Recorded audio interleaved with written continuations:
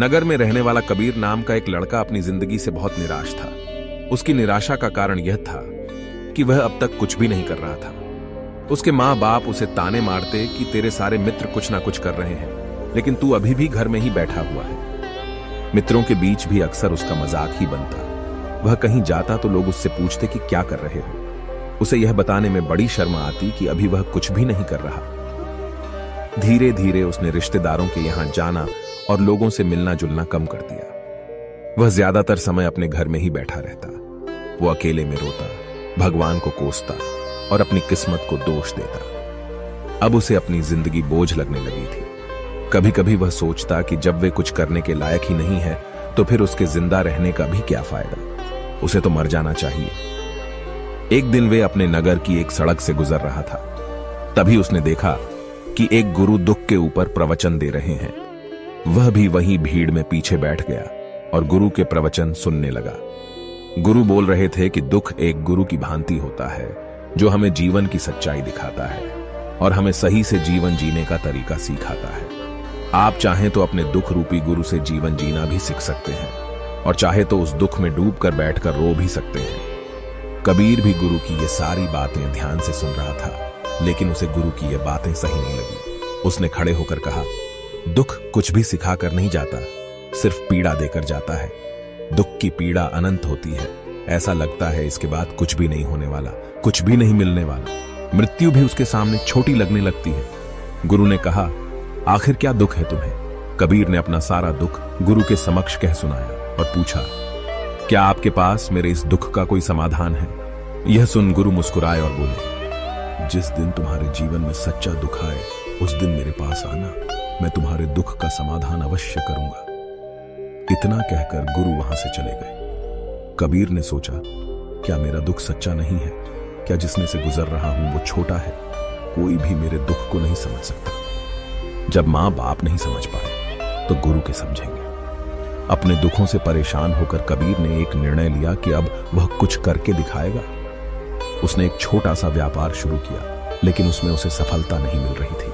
पर उसके घर वाले खुश थे कि वह कुछ तो प्रयास कर रहा है। वह अपने व्यापार में जुटा रहा और उसे धीरे धीरे सफलता भी मिलने लगी। फिर उसने रफ्तार पकड़ ली और सिर्फ 3 साल के अंदर ही वह एक बड़ा व्यापारी बन गया। अब कबीर के चारों तरफ ऐसे बहुत से लोग थे जो उसकी चिंता करते थे, उसे पसंद करते थे, उसके काम की प्रशंसा करते थे। अब उसके घर वाले भी उसकी प्रशंसा करते नहीं थकते थे। दिन प्रतिदिन उसके मित्रों की संख्या बढ़ती जा रही थी। अब वो अपनी जिंदगी से बहुत ही खुश था। उसके कुछ मित्रों ने उसे सलाह दी कि जब तुम बड़े व्यापारी बनकर इतने खुश हो तो सोचो कि अगर तुम इस नगर के, इस राज्य के सबसे बड़े व्यापारी बन जाओ तो तुम्हारे पास कितना सुख होगा, कितने लोग तुमसे जुड़ना चाहेंगे, तुम्हारा कितना यश फैलेगा। स्वयं राजा भी तुमसे मित्रता करना चाहेंगे और जरूरत पड़ने पर तुमसे ही धन उधार लेंगे। मित्रों की यह बात कबीर के मन में घर कर गई। अब उसने और भी धन कमाने का प्रयास शुरू कर दिया, लेकिन उसे यह सब कुछ बहुत ही जल्दी चाहिए था। वह सब कुछ प्राप्त करने में अपना ज्यादा समय बर्बाद नहीं करना चाहता था। इसीलिए उसने ऐसे भी कार्य करने शुरू कर दिए जो उचित नहीं थे। उसने बड़ी मात्रा में अपने मित्रों से धन उधार लेना शुरू कर दिया। ज्यादा मुनाफा कमाने के लालच में अपने सामान में मिलावट करने लगा। उसने दूसरे व्यापारियों के खिलाफ षड्यंत्र भी रचे, उन्हें डराया धमकाया। जैसा जैसा उसके मित्र उससे कहते गए वही करता गया। वह इन तरीकों से ज्यादा धन तो कमा रहा था, लेकिन अब उसके जीवन में सुकून नहीं रह गया था। उसके मन की शांति गायब हो गई थी। उसे रातों में नींद नहीं आती थी। सुख साधन की सारी वस्तुएं होने के बाद भी उसे किसी में सुख नहीं मिल रहा था। एक दिन कबीर अपनी बग्गी में सवार होकर कहीं जा रहा था। तभी रास्ते में उसे गुरु का आश्रम दिखा। वह रुक गया। वह गुरु के पास जाकर बोला, गुरुदेव, आपने कहा था कि जब तुम्हारे जीवन में सच्चा दुख आए तब मेरे पास आना। अब मैं बहुत दुखी हूं। मेरे रातों की नींद गायब हो गई है। मुझे कहीं सुकून नहीं मिल रहा। इस तरीके से कबीर ने अपनी सारी समस्या गुरु के सामने कह सुनाई। गुरु ने कहा, जब तुम मुझसे पहली बार मिले थे तब भी तुम किसी दुख में थे। तुमने उस दुख से क्या सीखा? कबीर नहीं कहा, मैंने सीखा कि सिर्फ सोचने और चिंता करने से कुछ नहीं होता। अपनी सोच को सच करने के लिए कर्म करना पड़ता है और सिर्फ कर्म करने से भी कुछ नहीं होता।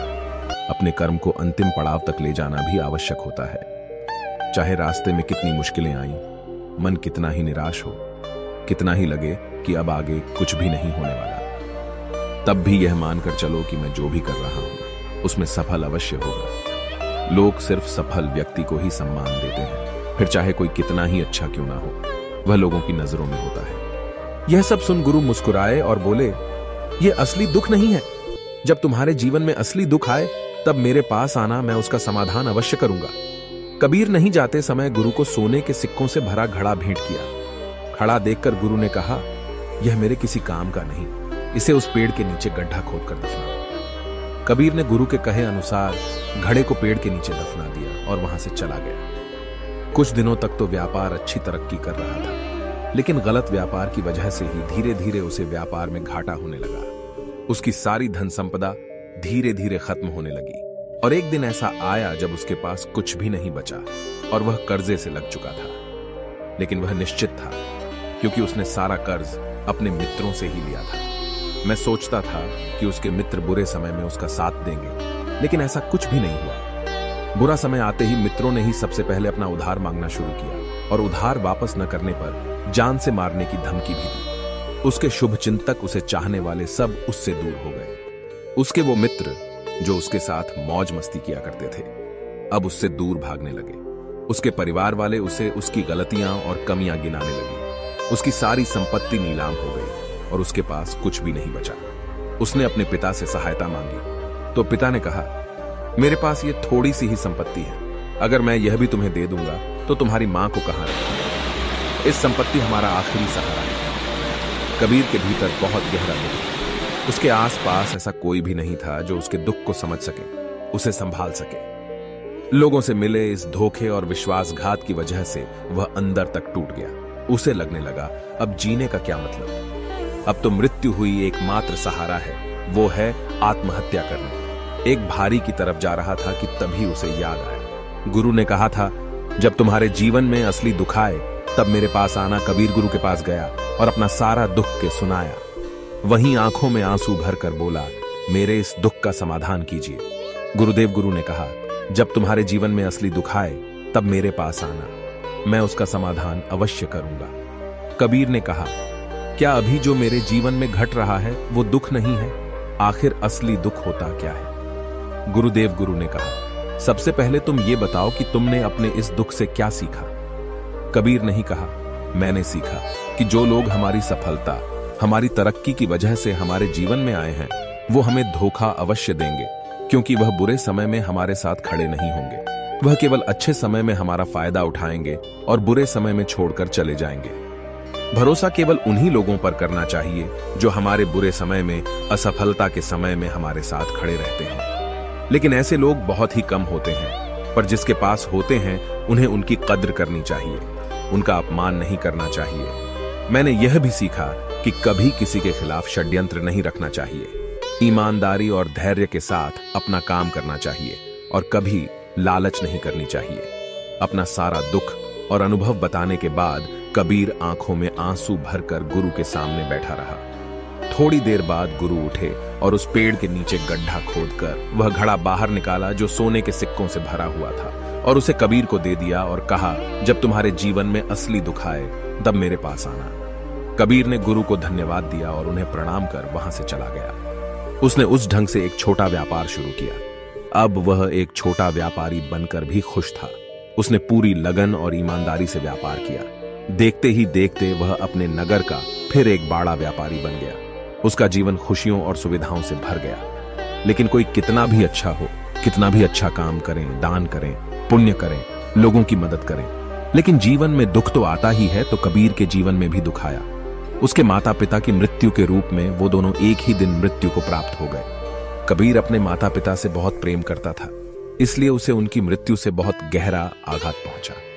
वह उन दोनों के पार्थिव शरीर को शमशान घाट ले गया, जहां उनकी अंतिम क्रिया की गई। वहां उसने अपने माता पिता के शरीर को जलते हुए देखा तो उसका मन बेचैन हो गया। उसके अंदर बहुत से प्रश्न उठने लगे हैं। घर वापस आया तो उसने अपने माता पिता के घर और संपत्ति को देखा, जिसके लिए उसके पिता हमेशा लड़ते रहते थे। आज वह लावारिस पड़ी है। आज उसकी देखरेख करने वाले, उसके लिए लड़ने वाले इस दुनिया से चले गए। उसके पिता ने जो भी कमाया था, जो भी बनाया था, वो सब यहीं रह गया था। 1 दिन पहले तक किसी से भी अपनी संपत्ति के लिए लड़ जाने वाले उसके पिता आज खुद इस दुनिया से अलविदा हो गए थे। उसका मन इसी तरह के अनेक विचारों के भंवर में फंसा हुआ था।